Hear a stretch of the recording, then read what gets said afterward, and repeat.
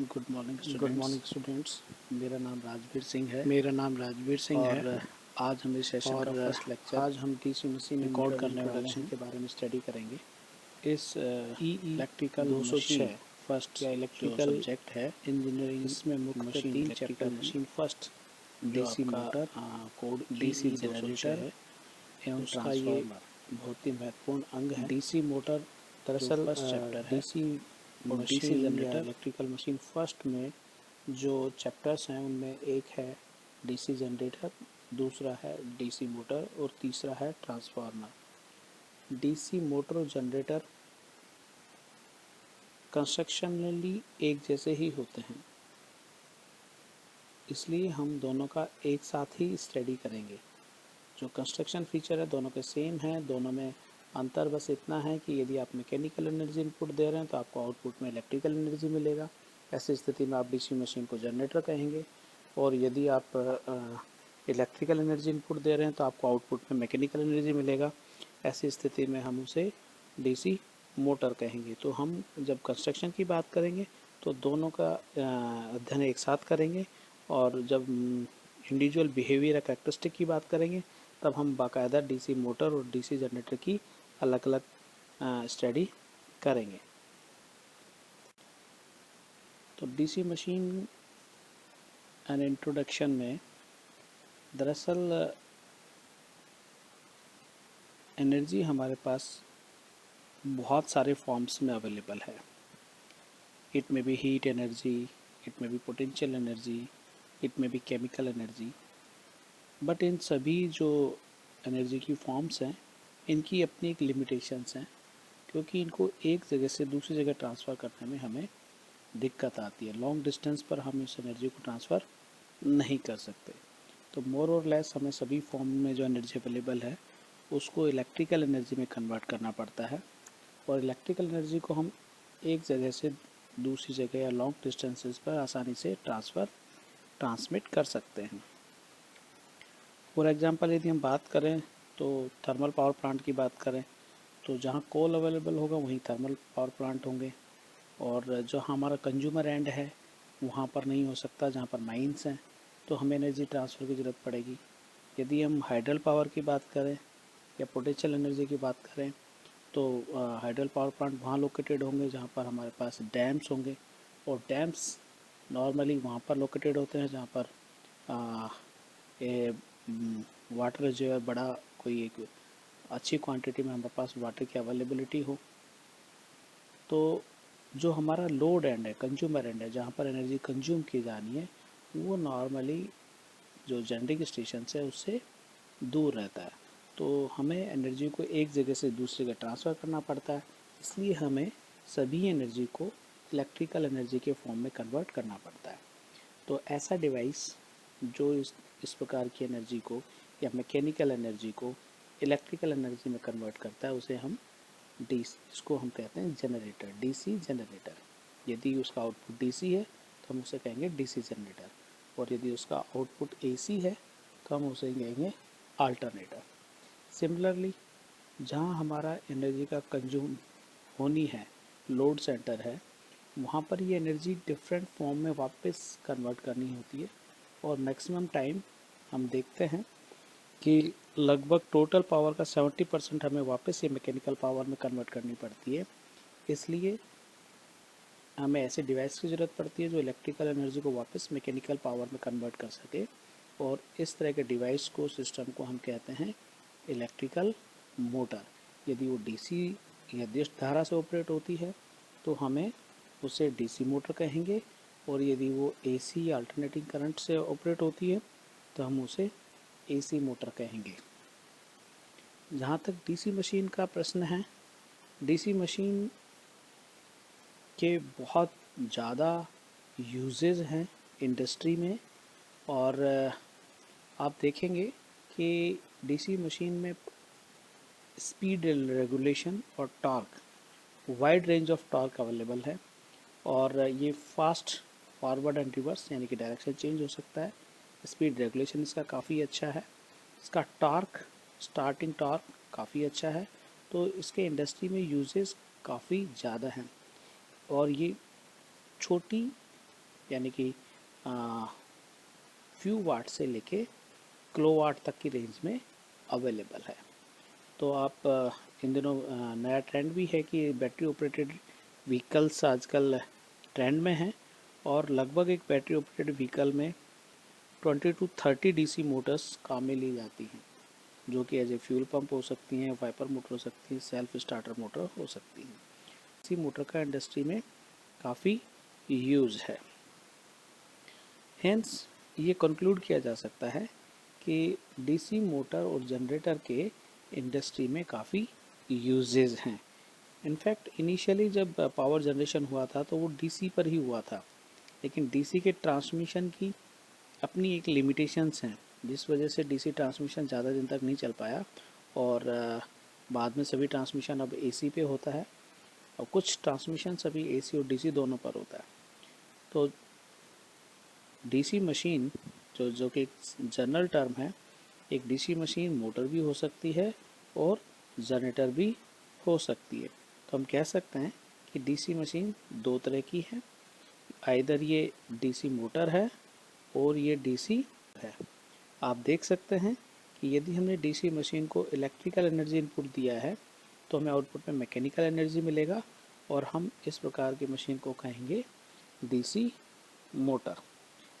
Similarly यदि हमारे पास ऐसी मशीन है जिसमें हम एनर्जी के रूप में मैकेनिकल एनर्जी दे रहे हैं और आउटपुट हम इलेक्ट्रिकल एनर्जी के रूप में ले रहे हैं, तो हम उस डीसी मशीन को कहेंगे डीसी जन। एक डीसी मशीन को आप इस प्रकार से कह सकते हैं, ये एक व्यू पिक्चर बनाई है जिसमें एक डीसी मशीन का एक फंडामेंटल पिक्चर है, इसके मुख्य पार्ट दर्शाए गए हैं। लेकिन इनिशियल लेवल पर आप ये बात कह सकते हैं कि डीसी मशीन मोटर हो या जनरेटर हो, कंस्ट्रक्शनली उनमें कोई भी अंतर नहीं होता, केवल पावर फ्लो का अंतर है। यदि आप उसे मैकेनिकल पावर इनपुट दे रहे हैं तो वो एक डीसी जनरेटर बनेगा, और यदि वो आप उसे इलेक्ट्रिकल पावर इनपुट दे रहे हैं तो वो डीसी जनरेटर बनेगा। तो इस प्रकार से कहा जा सकता है कि डीसी मशीन एक बायलैटरल डिवाइस है। बायलैटरल डिवाइस का मतलब ये होता है नॉर्मली जिसमें करंट का डायरेक्शन दोनों तरफ हो। आप सप्लाई टू लोड भी जा सकते हैं एंड लोड टू सप्लाई भी जा सकते हैं। डीसी मशीन को समझने से पहले हमें कुछ अपने फंडामेंटल्स को दोबारा से रिव्यू करना पड़ेगा, और उन फंडामेंटल्स में से एक मुख्य है मैग्नेट, जिसको आप चुंबक के नाम से जानते हैं। चुंबक में आपने बचपन में भी खेला होगा। एक प्लेन पेपर लीजिए, उस पर कुछ डस्ट पार्टिकल्स या आयरन के आपके पास यदि पार्टिकल्स हो, स्मॉल पार्टिकल्स हो, तो वो डालिए, एक मैग्नेट को पेपर के नीचे लगाइए, और यदि आप मैग्नेट को घुमाएंगे, चुंबक को घुमाएंगे, तो आप देखेंगे कि वो आयरन पार्टिकल्स भी पेपर के ऊपर मूव कर रहे हैं। आप देख सकते हैं कि उनके बीच में कोई फिजिकल कनेक्शन नहीं है, बीच में पेपर लगा हुआ है, लेकिन उसके बावजूद भी आयरन पार्टिकल्स घूमते हैं। और यदि आपने मैग्नेट को स्थिर कर दिया है तो आप देखेंगे आयरन पार्टिकल्स दो अलग अलग एंड पर, सिरों पर एकत्रित हो जाते हैं। इसलिए आप ये कह सकते हैं कि मैग्नेट में दो ध्रुव होते हैं। इन ध्रुवों को हम नॉर्थ पोल और साउथ पोल कहते हैं। तो जो मैग्नेट्स हैं ये दो तरह के हो सकते हैं, नेचुरल मैग्नेट्स, या जिन्हें हम परमानेंट मैग्नेट्स भी कह सकते हैं। ये ऐसे मैग्नेट्स हैं जो हमें नेचर में मिलते हैं। ये निकल, क्रोमियम के अलावा हो सकते हैं, या कुछ स्पेशल रेयर अर्थ मटेरियल है जैसे लोडस्टोन है, तो इसके भी बने हुए हो सकते हैं। इनकी जो मैग्नेटिक प्रॉपर्टी हैं वो लंबे समय तक रहती हैं, इनके खुद के अंदर चुंबकीय गुण रहता है। तो इनकी आप कह सकते हैं कि ये permanent magnet is an object made of a material that is magnetised, यानी कि जो परमानेंटली मैग्नेटाइज्ड है, and it own persistence it and have its own persistence magnetic field. तो मैग्नेट का शेप कुछ भी हो सकता है, ये बार के रूप में हो सकते हैं, आप चित्र में देख सकते हैं।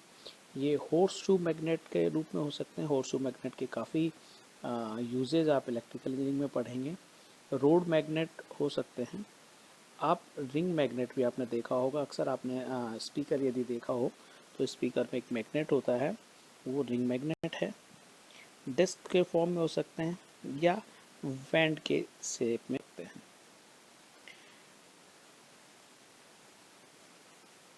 इस तरह से आप ये निष्कर्ष पे पहुंच सकते हैं कि मैग्नेट एक ऐसा मटेरियल है जो मैग्नेटिक फील्ड प्रोड्यूस करता है। तो मैग्नेट को आप ब्रॉड वे में दो तरह से क्लासीफाई कर सकते हैं कि ये नेचुरल मैग्नेट है, यानी कि जो नेचर में मिलता है, परमानेंट मैग्नेट है, या इलेक्ट्रोमैग्नेट है। इलेक्ट्रोमैग्नेट मैन मेड या आर्टिफिशियल मैग्नेट्स हैं, इनको ह्यूमन द्वारा बनाया गया है। आप आसानी से इलेक्ट्रोमैग्नेट हैं। बचपन में आपने एक्सपेरिमेंट किया होगा 6th क्लास में कि यदि आप एक कील लें या कोई भी आयरन मटेरियल लें और उसके ऊपर एक तार को लपेट दें और उस तार को यदि आप किसी बैटरी के साथ जोड़ देंगे तो जो तार है उसमें धारा प्रवाहित होगी और धारा प्रवाहित होने से जो कील है या आयरन की नेल है उसमें चुंबकीय गुण आ जाते हैं। आप देखेंगे यदि आप उसके पास कोई आयरन का पीस लेके जाएंगे तो वो आयरन नेल से अट्रैक्ट होगा और उससे चिपक जाएगा, अटैच हो जाएगा। तो इस प्रकार से आप यदि कोई मैग्नेट बनाते हैं तो वो कहलाएगा आर्टिफिशियल या इलेक्ट्रोमैग्नेट। इलेक्ट्रोमैग्नेट की जो स्ट्रेंथ होती है वो इस बात पे डिपेंड करेगी कि आप जो कुंडली है या जो तार आपने लपेटा है नेल के ऊपर उसमें कितना करंट फ्लो कर रहा है। तो जितनी ज़्यादा धारा होगी उतना स्ट्रॉन्ग मैग्नेट आपका बनेगा। लेकिन इसकी भी अपनी एक संतृप्त अवस्था होती है जिसके बारे में हम बाद में पढ़ेंगे। ऐसा नहीं है कि आप बैटरी के साथ ही यदि बैटरी से ही वायर को जोड़ें या कुंडली को जोड़ेंगे तो ही मैग्नेट बनेगा। यदि आपके पास प्रत्यावर्ती धारा है तो भी वो भी यदि आप इस कुंडली के साथ जोड़ देंगे जैसा कि चित्र में दिखाया गया है तो भी चुंबकीय क्षेत्र बनेगा। लेकिन दोनों चुंबकीय क्षेत्र में अंतर होता है। जहाँ आप बैटरी से जोड़ते हैं वहाँ पर चुंबकीय क्षेत्र में एक नॉर्थ पोल बनेगा और एक साउथ पोल बनेगा। और यदि आपने जो स्रोत है वो बैटरी के बजाय एसी स्रोत काम में लिया है तो तब भी पोल तो नॉर्थ और साउथ ही बनेंगे, लेकिन depending upon the polarity of supply. जब पोलरिटी पॉजिटिव है तो नॉर्थ और साउथ, और जब हाफ साइकिल के बाद पोलरिटी रिवर्स होगी तो जो नॉर्थ है वो साउथ बन जाएगा और साउथ है वो नॉर्थ बन जाएगा। इट मीन्स उनकी मैग्नेटिक पोलरिटी चेंज होती रहेगी। लेकिन इसका मतलब ये कतई नहीं है कि इस मैग्नेट के इलेक्ट्रोमैग्नेट जो आपने एसी से बनाया है इसके पास में यदि आप कोई मैग्नेटिक मटेरियल लेके आएंगे तो वो उसके साथ अटैच नहीं होगा, क्योंकि वो भी डेफिनेटली उतना ही अटैच होगा जितना आपने जब बैटरी लगाई है तब वो अटैच हो रहा था। क्योंकि चुंबकीय क्षेत्र जो है वो जिसकी वजह से आप कोई मैग्नेटिक मटेरियल है या कोई आयरन पीस है वो मैग्नेट के साथ अटैच होता है और मैग्नेटिक फील्ड दोनों ही परिस्थिति में बनता है। इन मैग्नेटिक फील्ड को लाइन ऑफ फोर्सेस भी कहा जा सकता है। आप चित्र में देख सकते हैं कि जो एक मैग्नेट है जिसमें नॉर्थ और साउथ पोल दिखाए हैं, इसमें से कुछ कर्व्स निकल रहे हैं। आप देखिए कि जो कर्व हैं ये बंद परिपथ बना रहे हैं और कुछ कर्व निकल रहे हैं जिनको एरो से दिखा गया है, और कुछ कर्व हैं जो नॉर्थ पोल से एमिट हो रहे हैं, बाहर निकल रहे हैं, और कुछ कर्व साउथ पोल से एंटर कर रहे हैं। एक्चुअली ये सभी बंद परिपथ का निर्माण कर रहे हैं। तो जो नॉर्थ पोल से जो बल रेखाएं या लाइन निकल रही हैं ये घूमकर वापस साउथ में अंदर से प्रविष्ट हो रही हैं। तो लाइन ऑफ फोर्सेज या चुंबकीय बल रेखाएं हमेशा नॉर्थ से निकलती हैं और साउथ तक पहुंचती हैं और एक बंद परिपथ का निर्माण करती हैं। तो magnetic lines are visual and intuitive realization of magnetic field. These magnetic field lines are also known as magnetic flux और line of forces। इन रेखाओं को चुंबकीय बल रेखाएं या मैग्नेटिक फ्लक्स भी कहा जाता है। आप देखिए एक पिक्चर में नॉर्थ पोल पर बंद परिपथ बना हुआ है और साउथ पोल पर बंद परिपथ बना हुआ है। ये आप गौर से देखेंगे तो इसमें लाइन ऑफ फोर्सेस आप देखेंगे तो इनसाइड नॉर्थ पोल में क्लोज एंटी क्लॉकवाइज रिंग बना हुआ है और साउथ पोल में क्लॉकवाइज रिंग बना हुआ है। बीच में लाइन ऑफ फोर्सेज अंदर से निकल रही है यदि आपने मैग्नेटिक उसको बार को हॉरिजॉन्टल रखा हुआ है। तो सारी बल रेखाएं जितनी बल रेखाएं नॉर्थ पोल से निकलती हैं और साउथ पोल तक टर्मिनेट होती हैं। तो डिपेंडिंग अपॉन द पोजीशन ये बल रेखाओं की पोजीशन दिखाई गई है। अब ये जो बल रेखाएं हैं इनका अपने कुछ गुणधर्म हैं। इसके लिए आप इस चित्र पर ध्यान देखेंगे तो इसमें एक एक्सिस है और ये एक इलेक्ट्रोमैग्नेट है। तो इलेक्ट्रोमैग्नेट की वजह से बल रेखाओं का एक पैटर्न दिखाया गया है जिसमें रेड रिंग से लिखा हुआ लाइन ऑफ फोर्सेज आप देखिए कि एक जगह से निकल रही हैं। तो हम इसको कहेंगे नॉर्थ पोल और दूसरे एंड से ये वापस इंसर्ट अंदर की तरफ हो रही हैं तो ये कहलाएगा साउथ पोल। और विद इन द मैग्नेट के अंदर ये बल रेखा साउथ से नॉर्थ जाती है, जबकि मैग्नेट के बाहर ये नॉर्थ से साउथ जाती है। और जो मैग्नेट की लंबाई का जो क्षेत्र है उसमें भी ये बंद परिपथ बना रही हैं। आप चित्र को गौर से देखेंगे तो आप पाएंगे कि एक बंद परिपथ का निर्माण हो रहा है। तो ये जो रेखा है इनको हम लाइन ऑफ फोर्सेज या फ्लक्स भी कहते हैं। इनके कुछ नियत गुणधर्म है, जैसे कि पहला गुणधर्म है लाइन ऑफ फोर्सेज और magnetic field line of a magnet form continuous close loop. ये हमेशा एक बंद परिपथ का ही निर्माण करती हैं। इनफैक्ट कभी यदि आप एक मैग्नेट के पास में दूसरा मैग्नेट लेके आएंगे तो जो नॉर्थ पोल से एक मैग्नेट के नॉर्थ पोल से जो बल रेखाएं निकली हैं उसके पास में यदि दूसरे मैग्नेट का साउथ पोल है तो वो बल रेखाएं अपने खुद के साउथ पोल पर न जाकर दूसरे मैग्नेट के साउथ पोल पर चले जाएंगी। तो ये लेकिन ये बंद पथ का निर्माण जरूर करेंगी। तो जो दूसरा पोल है वो दूसरे पोल से निकलेंगी और पहले मैग्नेट तक पहुंचेंगी, तो परपथ हमेशा बंद ही रहेगा। दूसरा जिनकी गुण है the tangent to the field line at a point given point represents the direction of net magnetic field B at that point।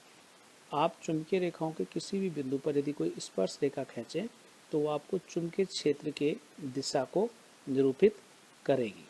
तीसरा इनका गुणधर्म है larger the number of field line crossing per unit area means strong magnetic field. यदि किसी क्षेत्र में से किसी बंद क्षेत्र में से जितनी ज़्यादा बल रेखाएं निकल रही होंगी इसका मतलब वहाँ पर मैग्नेटिक फील्ड उतना ही स्ट्रॉन्ग है। तो ये डेंसिटी के बारे में इंगित कर रहे हैं कि यदि ज़्यादा बल रेखाएं होंगी तो बल रेखाओं की जो घनत्व वो ज़्यादा होगा और स्ट्रॉन्ग मैग्नेटिक फील्ड बनेगा।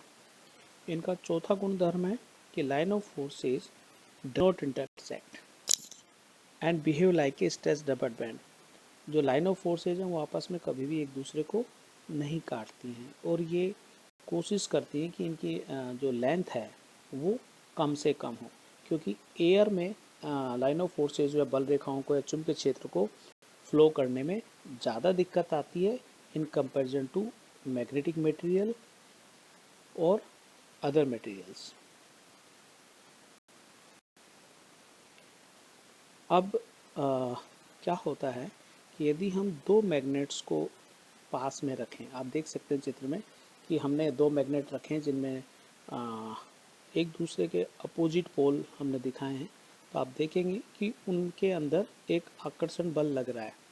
ऐसा आकर्षण बल लगने का कारण क्या है कि जो प्रथम मैग्नेट का नॉर्थ पोल है उससे जो बल रेखाएं निकल रही हैं वो दूसरे मैग्नेट के साउथ पोल पर जाएंगी, ना कि खुद के नॉर्थ पोल से निकली बल रेखाएं प्रथम मैग्नेट के साउथ पोल पर। तो चूंकि दूसरे मैग्नेट के साउथ पोल पर जा रही हैं और वो अपने लंबाई को कम करने का भी प्रयास करेंगी, तो इस प्रयास की वजह से दोनों मैग्नेट एक दूसरे से चिपक जाएंगी। इस इट मीन्स कि यदि पोलरिटी चुंबक की पोलरिटी अपोजिट हो तो वो आपस में एक अट्रैक्शन फोर्स महसूस करती हैं। इसी प्रकार यदि चुंबक की पोलरिटी सिमिलर हो तो चूंकि अब जो बल रेखाएं होंगी वो नॉर्थ पोल से निकलेंगी, साउथ पोल तक जाएंगी और स्वयं के साउथ पोल तक ही जाएंगी। तो यदि हम इन मैग्नेट को पास में लाने का प्रयास भी करेंगे तो बल रेखाओं का गुण धर्म है कि वो आपस में एक दूसरे को नहीं काटती हैं, तो वो एक दूसरे से दूर जाने का प्रयास करेंगी और वो एक दूसरे को रिपेल करेंगी। और ये रिपल्जन फोर्स इस बात पर निर्भर नहीं करता कि कौन सा पोल है। यदि आप नॉर्थ के सामने नॉर्थ लाएंगे तब भी रिपल्जन फोर्स होगा, और साउथ के सामने साउथ पोल लाएंगे तब भी रिपल्जन फोर्स। अब एक स्थिति ऐसी बनती है जैसा कि इस चित्र में दिखाया है कि हमने दो मैग्नेट लिए हैं और एक मैग्नेट में हमने होल करके उसको फ्री टू रोटेट बना दिया है, यानी कि दूसरा जो मैग्नेट है वो अपने स्पिंडल, जो कि रेड इंक से दिखाया गया है, स्पिंडल के ये अक्ष है, इस अक्ष के सापेक्ष घूम सकता है। तो मेरा ये क्वेश्चन है कि यदि आपको लाइन ऑफ फोर्सेज आपके समझ में आ रहा है, तो यदि मैं प्रथम मैग्नेट को दूसरे मैग्नेट की तरफ लेके जाऊंगा तो इनमें किस तरह का बल कार्य करेगा। ये आप मैग्नेट की लाइन ऑफ फोर्सेज के आधार पर निष्कर्ष निकालिए कि इस ऐसी परिस्थिति में किस तरह का बल लगेगा। तो आज के लेक्चर के हम कंक्लूजन इस प्रकार से कर सकते हैं कि if two magnet placed near by a force between them acts, यानी कि दो चुंबकों को अपने पास रखा जाए तो उनके मध्य एक बल कार्य करता है। यदि आइदर टू मैग्नेट्स अट्रैक्ट्स, यदि वो एक दूसरे को अट्रैक्ट करती हैं तो वो अपोजिट पोल हैं, एंड यदि वो एक दूसरे को रिपेल करते हैं तो वो अपोजिट सिमिलर पोल हैं। तो एक फाइनल कंक्लूजन हम इस पे भी पहुंच सकते हैं कि it means for the motion either two magnet required, यानी कि अभी कोई बल चाहिए तो हमें कम से कम दो मैग्नेट होने चाहिए, और यदि ऐसा नहीं है तो हमें कम से कम एक मैग्नेट और एक मैग्नेटिक मटेरियल चाहिए, क्योंकि यदि हम मैग्नेट के पास में मैग्नेटिक मटेरियल लेके आएंगे तो भी जो लाइन ऑफ फोर्सेज हैं वो मैग्नेट से निकलेगी।